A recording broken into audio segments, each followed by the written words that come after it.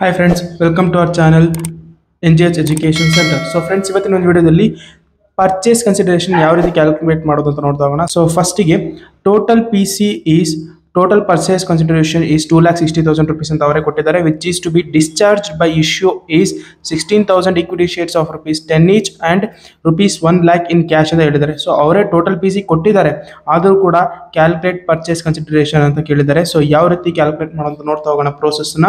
So solution ಅಂತ ಹಾಕೊಂಡು calculation of purchase consideration.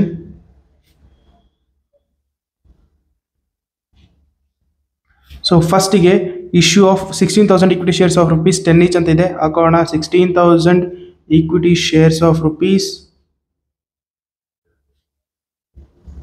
10 each. So 16,000 into rupees 10 ಹಾಕೊಂಡ್ರೆ ನಮಗೆ 1,60,000 rupees ಸಿಗ್ತಾ ಹೋಗುತ್ತೆ. ಸೊ ಅದಾದಮೇಲೆ 1 lakh rupees ಇನ್ ಕ್ಯಾಶ್ ಅಂತ ಹೇಳಿದ್ದಾರೆ. So cash rupees 1 lakh. So ಎರಡನ್ನೂ ಟೋಟಲ್ ಮಾಡಿದ್ರೆ ನಮಗೆ 2,60,000 rupees ಸಿಗುತ್ತೆ.